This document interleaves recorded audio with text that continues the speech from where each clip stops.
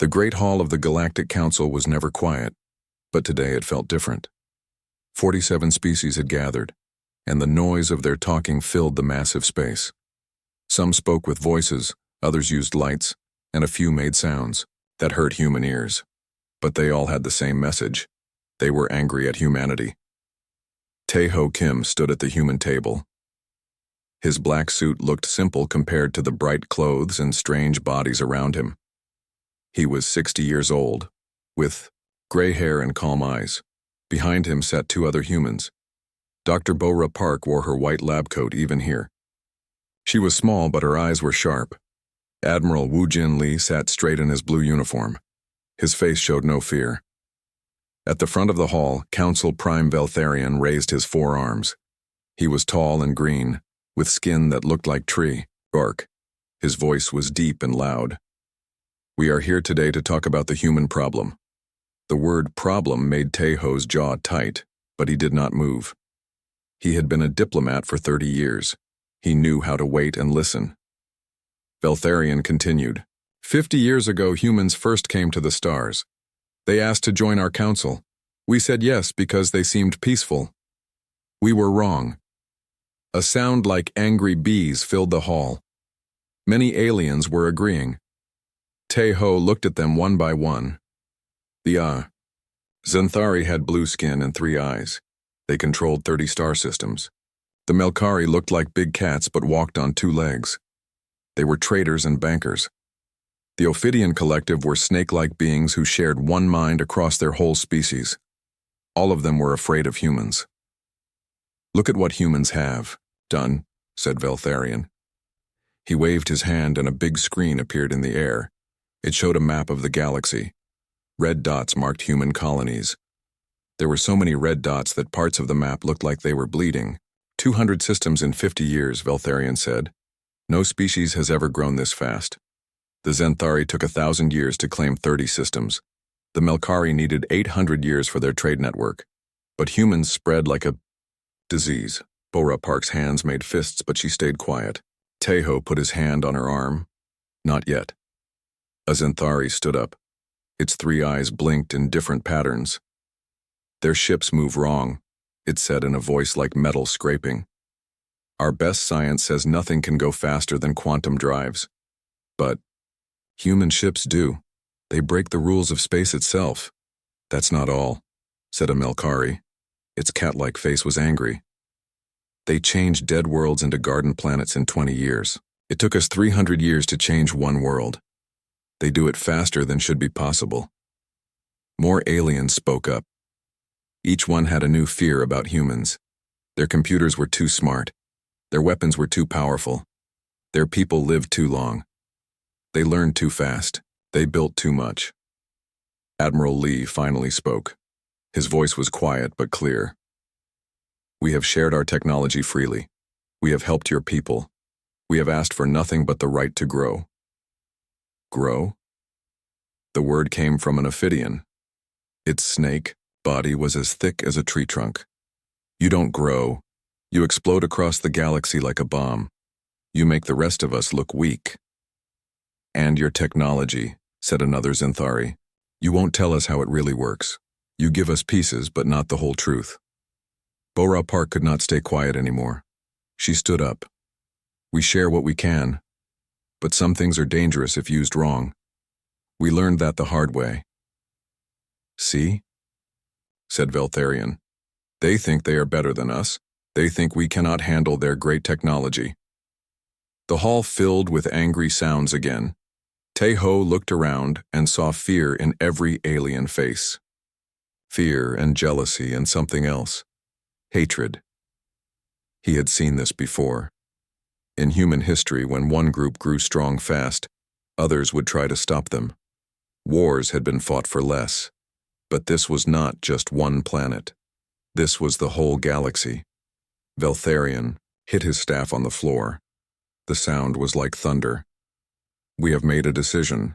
The council has voted. Humanity must choose. The hall went quiet. Even the aliens who talked with lights stopped moving. First choice, said Veltharion. Submit to council control.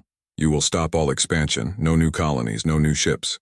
Every piece of human technology will be shared with the Council. Every human world will have Council watchers. You will do nothing without our permission. Te-Ho. Felt cold.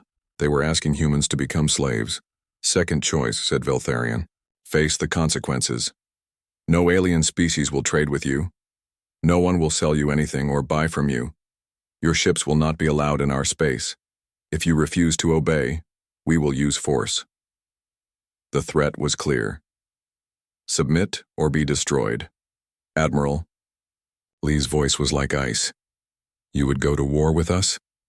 If needed, said Veltharion. We have 46 species. You have 1. We have thousands of ships. You have hundreds. The choice should be easy. But Te-Ho was not thinking about ships or weapons. He was thinking about his daughter on New Sol. She was a teacher there helping human children learn about the stars. She had never hurt anyone. None of the human colonists had. They just wanted to build homes and raise families and explore new worlds. The aliens wanted to take that away. They wanted to cage humanity because humans were different. Because humans were successful. Dr. Park was looking at her tablet. Her fingers moved fast, sending messages. Te-Ho knew she was talking to other human scientists across the galaxy. Good. They needed to know what was happening here. You ask us to choose, said Te-Ho.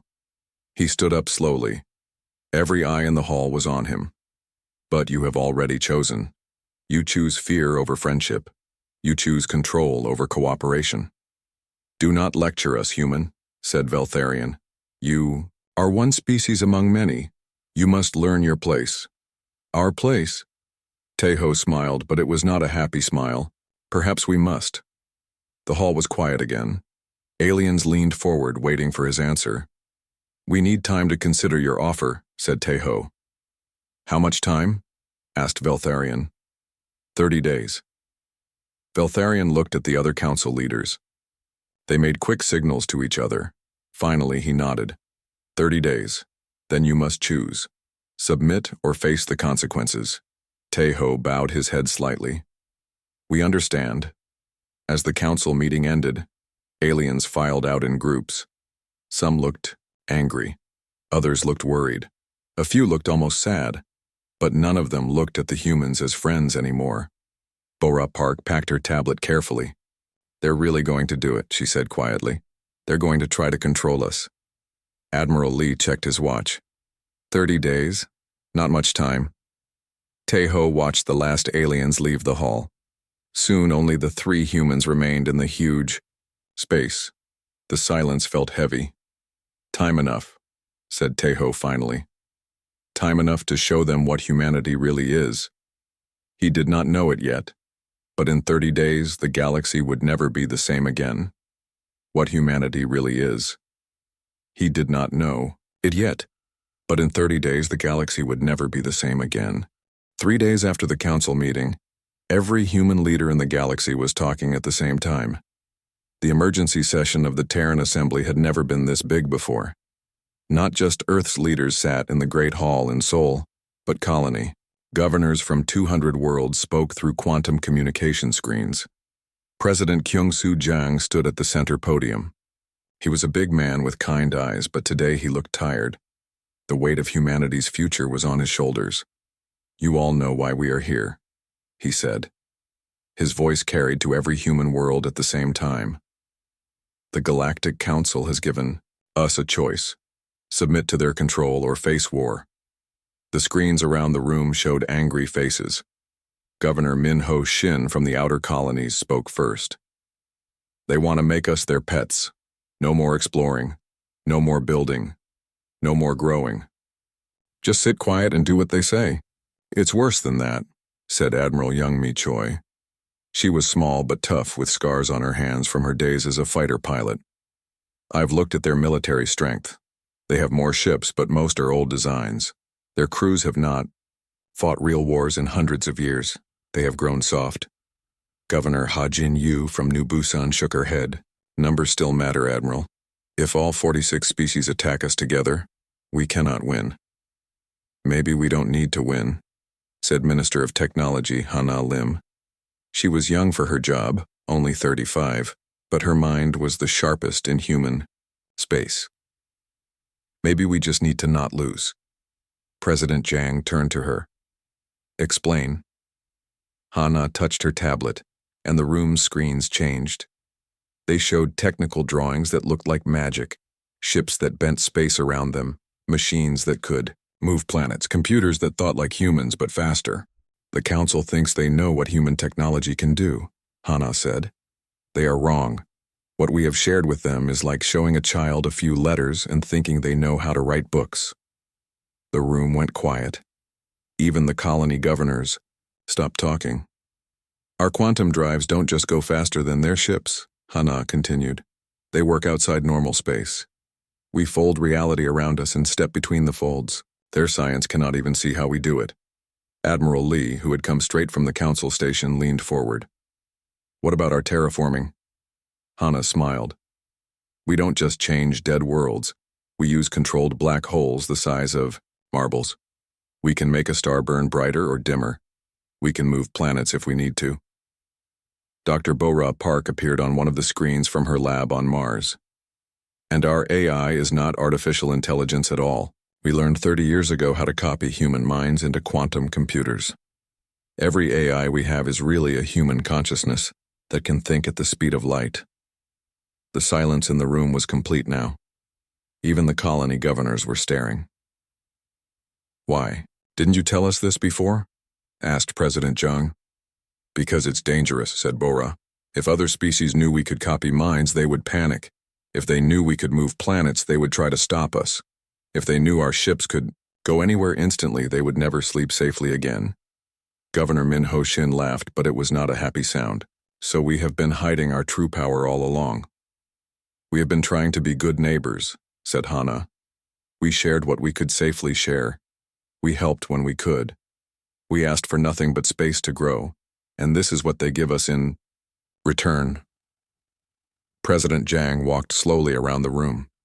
Each screen showed human colonies across the galaxy, families living on new worlds, children playing under alien suns, scientists making discoveries that would change everything. What are our options, he asked. Admiral Choi spoke first. We could fight. With our real technology, we might win, but it would be bloody. Millions would die. We could submit, said Governor Yu. Accept their control and hope they treat us fairly. They won't, said Minister Lim. They're afraid of us now, afraid people always hurt what they fear. President Jiang stopped walking. What else? The room was quiet for a long moment. Then Dr. Park spoke from her screen. We could leave. Everyone turned to look at her image. She continued quietly. We have the technology. We don't need the galactic trade networks. We don't need their space lanes. We could take our people and go somewhere they cannot follow. Go where? Asked Admiral Lee. Everywhere, said Dr. Park. Space is big. The galaxy is huge. We could find empty regions and build our own civilization. One without fear, one without councils that make decisions for others. Governor Shin was nodding. The outer colonies would support this. We came to the frontier to be free. We won't give up that freedom now. But what about trade? Asked Governor Yu. What about resources? What about all the connections we have made? We don't need them, said Minister Lim. Our replicators can make anything we need from basic atoms. Our fusion reactors can power whole worlds. Our quantum networks can connect our colonies instantly across any distance. Admiral Choi was looking at tactical displays. It could work. We could evacuate all human colonies in a few months, take everything important and leave the rest. Leave the rest for who? Asked President Jiang. For them to remember us by, said Dr. Park. Let them see what happens when they choose fear over friendship. The debate went on for hours. Colony governors asked hard questions. Military leaders talked about logistics. Scientists explained technologies that sounded like magic. But slowly, one by one, the human leaders began to agree. They could leave. They could take their people and their technology and find a new home among the stars. A home where humans could grow without fear, where children could dream without limits, where the only counsel that mattered was the human heart. President Jiang called for a vote at sunset. The result was not close. Every human world voted the same way. Every colony governor agreed. Every military leader supported the decision. Humanity would leave. That night, President Jiang sent a message to Ambassador Taeho at the council station. It was short and simple. Tell them we have made our choice. We decline their oversight. We are walking away. Taeho read the message 3 times. Then he smiled for the first time in days. He walked to the council communications center and sent a reply to all 46 alien species at once. The human response to your ultimatum is simple. We choose freedom over submission. We choose dignity over safety. We decline your oversight. We are walking away. The message was only 30 words long, but it changed the galaxy forever. On Earth, President Jiang looked out his window at the lights of Seoul. Soon those lights would go out. Soon the great city would be empty. Soon all of humanity would be moving toward something new. He was not sad. He was excited. For the first time in 50 years, humans would be completely free again. Free to grow, free to explore, free to become whatever they were meant to become. The aliens had given humanity a choice between slavery and war. Humanity had chosen something else entirely. They had chosen to evolve.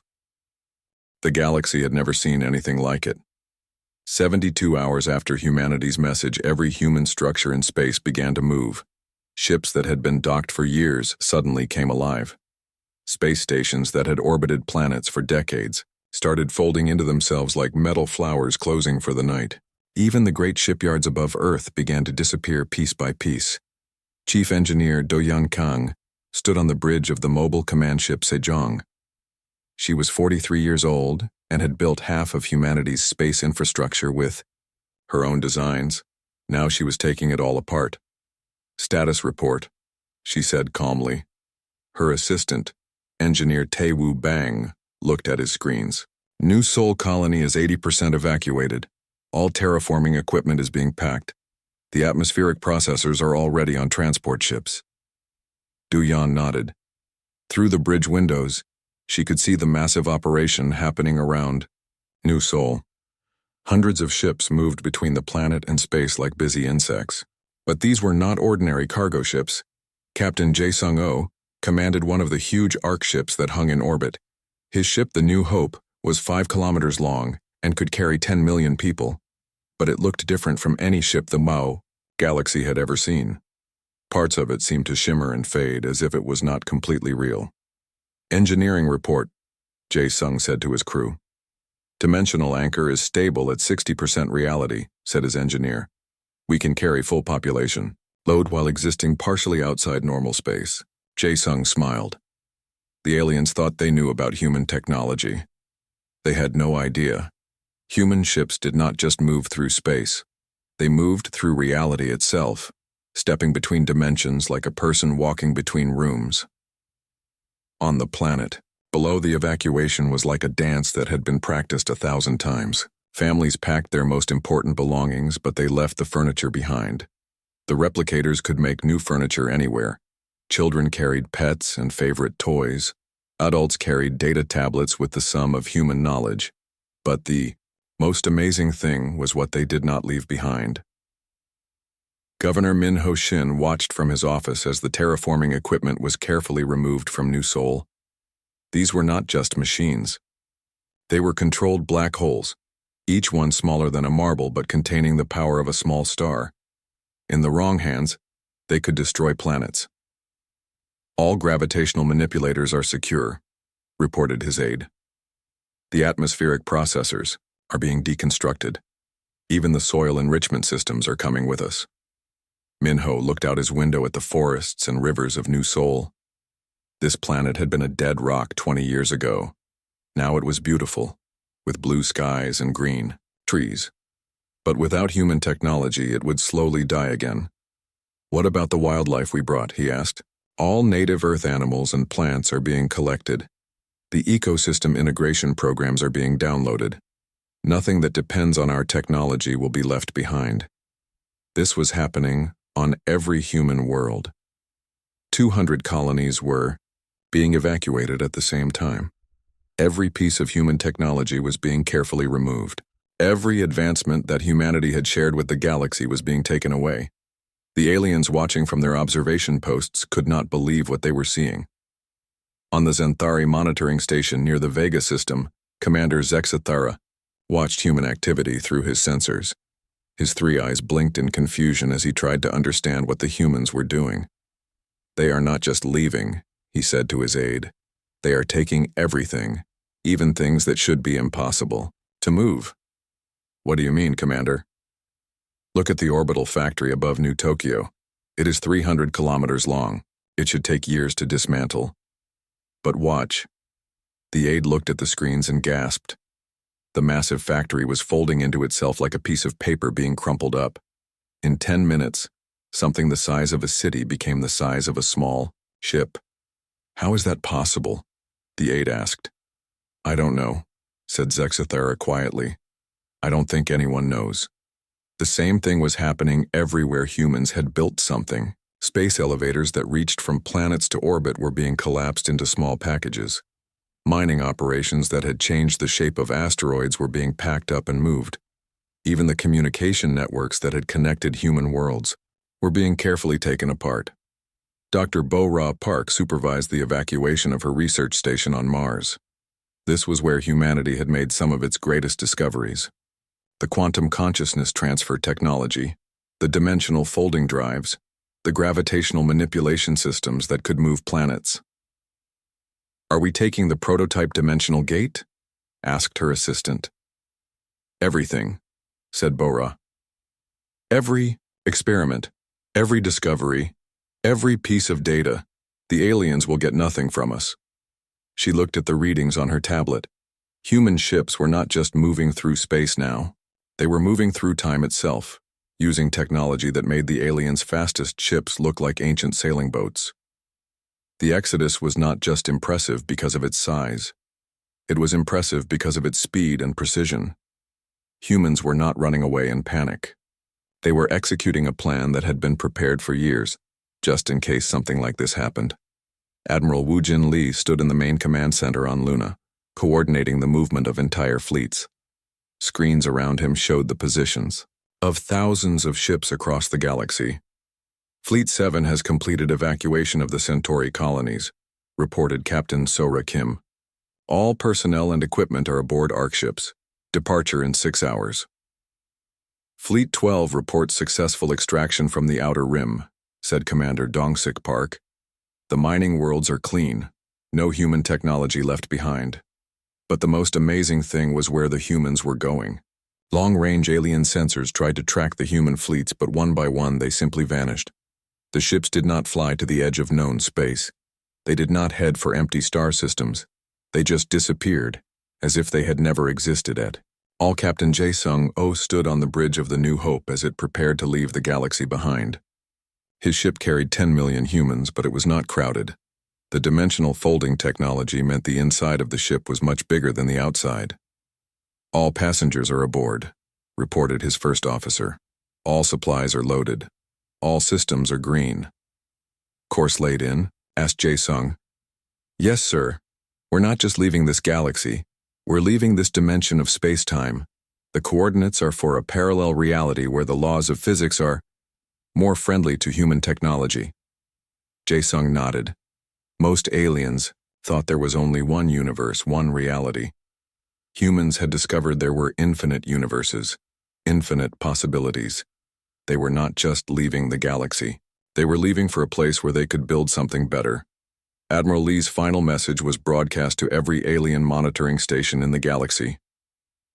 "We came in peace," his voice said clearly. "We shared what we could. We asked for nothing but room to grow. You chose fear over friendship. Don't look for us. You won't find us until we are ready to be found." Then one by one, the human fleets activated their dimensional drives. Reality bent around them like water around stones. Space-time folded and twisted, and humanity disappeared. The aliens left behind stared at empty space where human colonies had been. Where great cities had stood, only natural worlds remained. Where massive space stations had orbited, only empty space remained.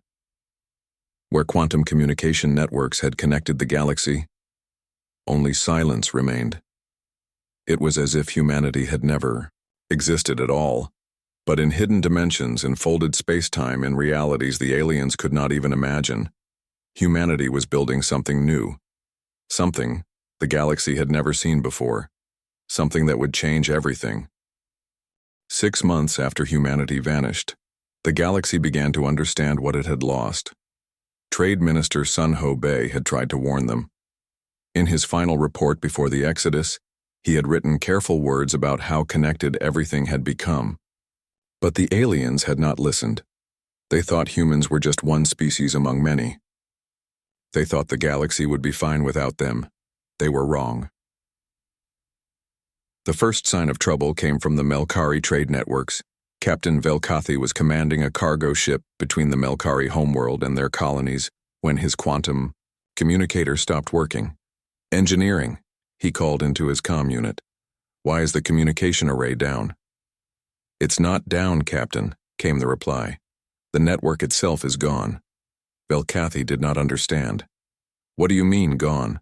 The quantum communication network that connected all the trade routes was built using human technology. We maintained it, but the core systems were human-designed. And now, the engineer's voice trailed off. Velkathi went to the engineering section himself. What he saw there made his fur stand up in fear. The communication console was dead. Not broken, not damaged, just completely lifeless, as if it had never worked at all. "How long has it been like this?" he asked. "It started failing 3 days ago," said the engineer, "but we thought it was just maintenance issues. Now we know the truth. The human systems had some kind of timer. After 6 months, they just stopped." This was happening all across the galaxy. Every piece of technology that humans had shared or helped build was shutting down, not breaking, not wearing out, just becoming completely inert. On the Zenthari homeworld, 3 colony worlds sent desperate messages before going silent. Without the agricultural systems that human scientists had designed, their crops were failing. The fusion reactors that powered their cities were shutting down one by one. Commander Zexathara stood in the emergency meeting of the Zenthari High Council. His 3 eyes showed the strain of sleepless nights. "The humans planned this," he said to the council. "Every gift they gave us, every technology they shared, every improvement they made to our systems, it all had hidden programming. After exactly 6 months, it all stops working." "Can we fix it?" asked the High Counselor. "Our best scientists have been trying for weeks.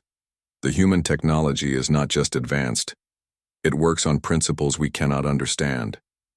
It's like trying to fix a computer when you don't know what electricity is."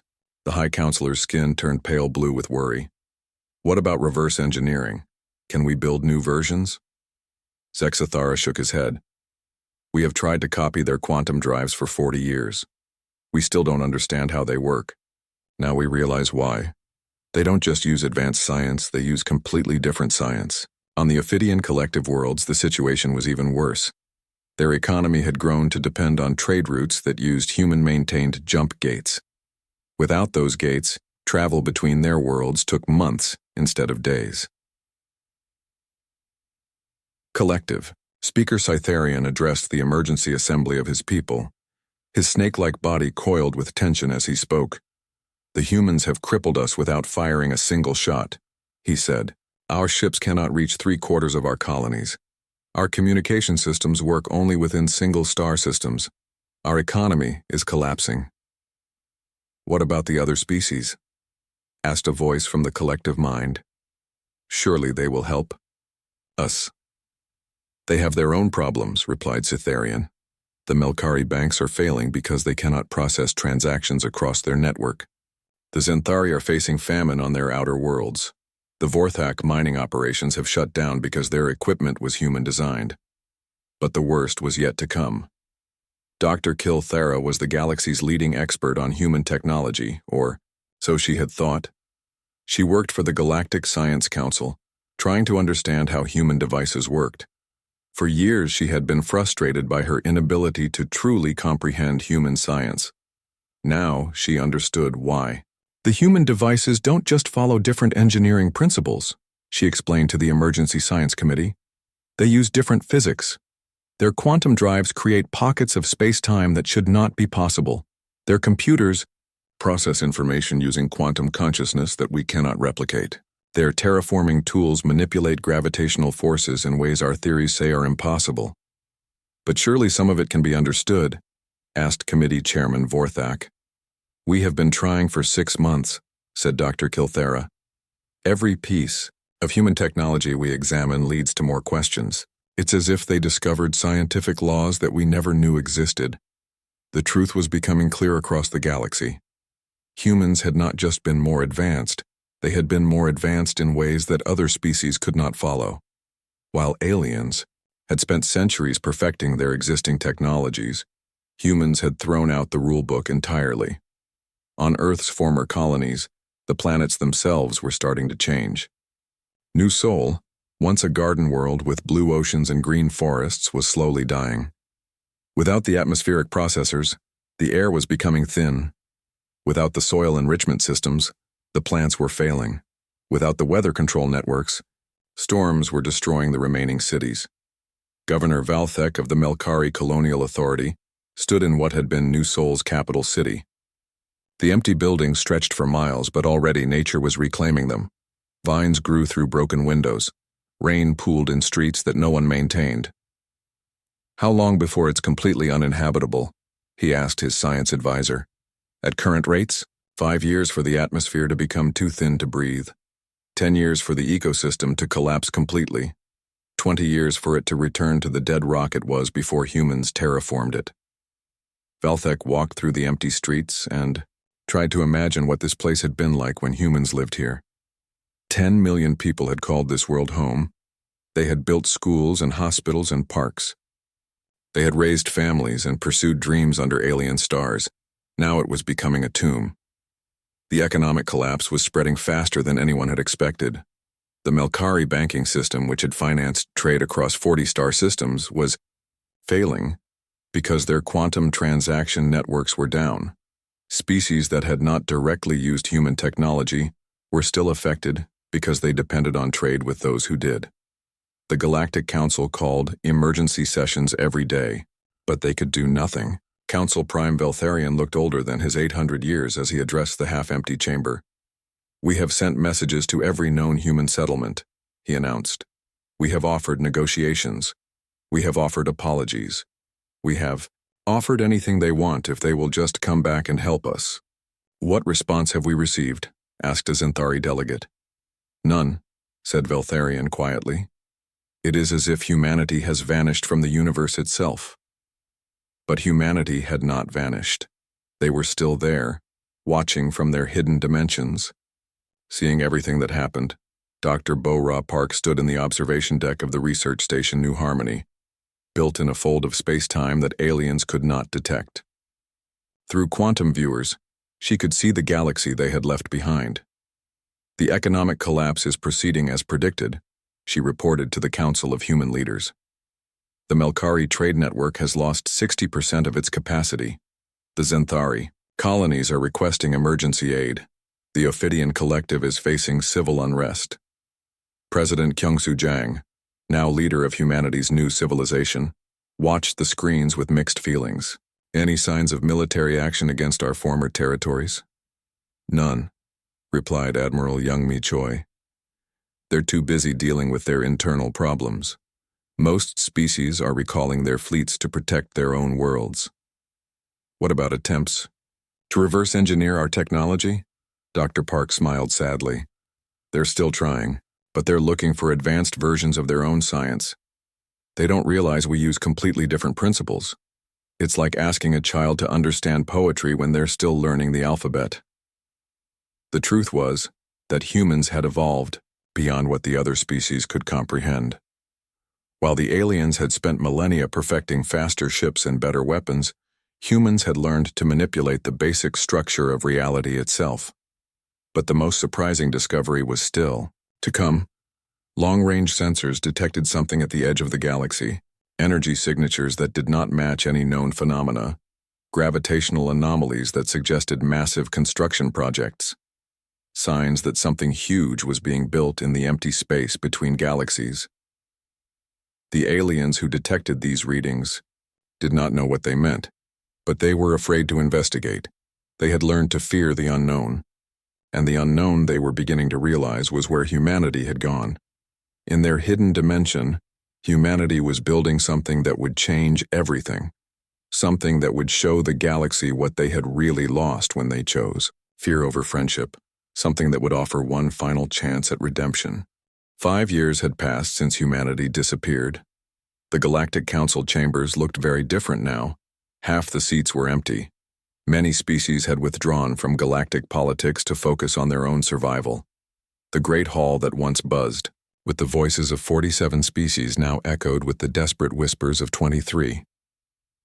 Council Prime Veltharion was older and thinner. His green skin had lost its healthy glow. His forearms moved more slowly as he tried to maintain order.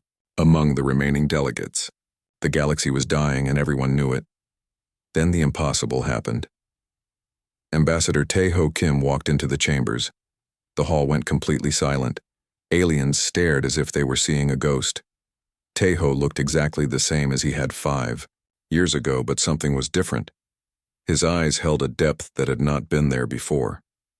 His movements seemed more graceful, as if he existed partially in several dimensions at once. Behind him walked 2 other humans. Captain Soo-jin Yoon wore a uniform that seemed to be made of liquid starlight. Science Director Gi-hoon Nam carried a tablet that showed images of impossible things. Stars arranged in perfect patterns. Planets that existed in multiple realities simultaneously. Ships the size of moons. "Honored delegates," said Tae-ho, his voice carrying easily through the huge chamber. "Humanity returns with an offer." Veltharion's voice shook. You came back." "We never left," said Tae-ho calmly. "We have been watching. We have seen what happened to the galaxy in our absence. We have seen the suffering. We have seen the fear. We have come to help." A Zenthari delegate stood up, his 3 eyes blinking, rapidly. "Help? You destroyed our trade networks. You crippled our colonies. You left us to die." Tae-ho's expression was patient but firm. "We took only what was ours. We shared our technology freely for 50 years, and you repaid us with ultimatums and threats. When we left, we took our gifts with us." "Your gifts were killing us," said a Melkari representative. "No," said Captain Soo-jin Yoon, stepping forward. "Our gifts were keeping you alive. Without human agricultural systems, your outer colonies could not feed themselves. Without human fusion reactors, your cities had no power. Without human communication networks, your civilization could not function." She gestured, and the air above the chamber filled with images. They showed the galaxy as it was now. Trade routes broken, colonies abandoned, species retreating to their homeworlds. You became dependent on human technology without understanding what that meant, continued Soo-jin. "When we left, you discovered that your civilization had grown beyond your ability to maintain it." Science Director Gi-hoon Nam spoke for the first time. His voice was quiet, but it seemed to come from everywhere at once. "We did not abandon you to be cruel. We left to show you the truth. The galaxy you built was not sustainable without cooperation, without trust, without friendship. So you let millions die to make a point?" The question came from an Ophidian delegate, her snake-like body coiled with anger. "No," said a new voice. The chamber's screens flickered to life, showing the bridge of a ship unlike anything the galaxy had ever seen. Admiral Youngmi Choi appeared, but she looked different. Younger. Enhanced. Behind her, impossible architecture stretched into dimensions that hurt to look at directly. "We let you choose," said the Admiral. "We showed you 2 paths. The path of fear, where you tried to control what you did not understand, and the path of cooperation, where different species worked together for mutual benefit. You chose fear. This is where fear leads." Veltharion leaned forward desperately. "What do you want from us?" What can we do to fix this? Tejo smiled, and for the first time, it was a warm smile. We want nothing from you, but we have something to offer you. The chamber's main screen activated, showing something that made every alien gasp. It was a galaxy, but not their galaxy. This one was brighter, more organized, more beautiful. Stars were arranged in perfect spirals. Planets orbited in harmony. Massive structures connected star systems like bridges of light. We have spent 5 years building this, said Tejo. Not just a new galaxy, but a better one. One where species cooperate instead of compete, where technology serves life instead of power, where fear does not govern progress. That's impossible, whispered Dr. Kilthera, the galaxy's foremost expert on human technology. No one can build a galaxy. Science Director Gi-Hun Nam looked at her with patient eyes. Dr. Kilthera, you have spent decades trying to understand human technology. Have you succeeded? She shook her head reluctantly. That is because you keep looking for advanced versions of your own science, said Gi-Hun. But human science is not more advanced. It is completely different. We do not just use technology. We have become technology. We do not just manipulate matter and energy. We manipulate reality itself. The images on the screen changed, showing the construction of the new galaxy. Humans worked alongside massive machines that existed in multiple dimensions. They moved stars like chess pieces. They created planets from pure thought. They built civilizations that spanned not just space but time. How? Asked Veltharion weakly. President So-Young-Ro appeared on the screen. She had led humanity through their transformation, and now she looked like something between a human and a force of nature. 50 years ago, when we first joined the Galactic Council, we thought we were just another species among many, she said, but we learned something the rest of you never did. We learned that the universe has no limits except the ones we accept. While you perfected your existing technologies, we threw away everything we thought we knew and started over. We learned that consciousness and reality are connected. We discovered that time and space are just suggestions. We found that matter and energy are the same thing, and that thing is information. The screen showed human children playing in gardens that existed in 7 dimensions simultaneously. Human scientists conducting experiments that created new laws of physics. Human artists painting with light from stars that had not been born yet. We became something new, continued President Ro. Not just human, but more than human. We transcended the limits you thought were absolute. But then came the most shocking revelation of all. Dr. Haiyun Yu, humanity's new head of temporal sciences, stepped forward. When she spoke, reality itself seemed to listen. There is something else you need to know, she said quietly. The past 5 years, the collapse of your civilization, the suffering of your people, the fear and desperation you have experienced, none of it had to happen. The chamber went completely silent. We did not just build a new galaxy in the present, continued Dr. Yu. We built it in the past. Everything you have experienced since we left has been happening in a timeline we created to show you the consequences of your choices. The implications hit the aliens like a physical blow. Several delegates collapsed into their chairs. Others made sounds of confusion and terror. You mean, began Veltharion. We mean that we have mastered time itself, said Dr. Yu simply. We created this timeline to let you experience the results of choosing fear over friendship, but it is not the only timeline. It is not even the real timeline. The screen showed images of the same galaxy, but different. In this other timeline, humans had never left. The Great Evacuation had never happened. Instead, humans and aliens had worked together, building wonders that neither could have achieved alone. In the original timeline, said Dr. Yu, you made a different choice.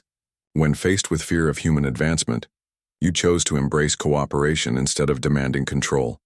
Together, we built a civilization that spanned the galaxy and reached into other dimensions. But we wanted you to understand the full consequences of both choices. So we created this alternate timeline and let you live in it. We wanted you to experience what happens when fear governs decisions. Tejo stepped forward again. Now you have experienced both possibilities. You know what cooperation can build. You know what fear destroys. The question is, which future do you want? The chamber erupted into chaos as aliens tried to understand what they were being told. They had been living in an artificial timeline. Their suffering had been real to them, but it was just one possibility among infinite possibilities. "What are you offering us?" asked Veltharion, his voice barely a whisper. "A choice," said Tejo. "You can stay in this timeline and try to rebuild what you have lost. Learn from your mistakes. Grow stronger through suffering. Eventually you might create something good. Or you can join us in the galaxy we have built. A galaxy where fear does not rule. Where different species work together because it makes everyone stronger. Where technology serves life and progress serves wisdom. But if you choose to join us, you must leave behind the old ways of thinking that created this crisis. No more councils that make decisions for others. No more trying to control what you do not understand. No more choosing fear when you could choose friendship."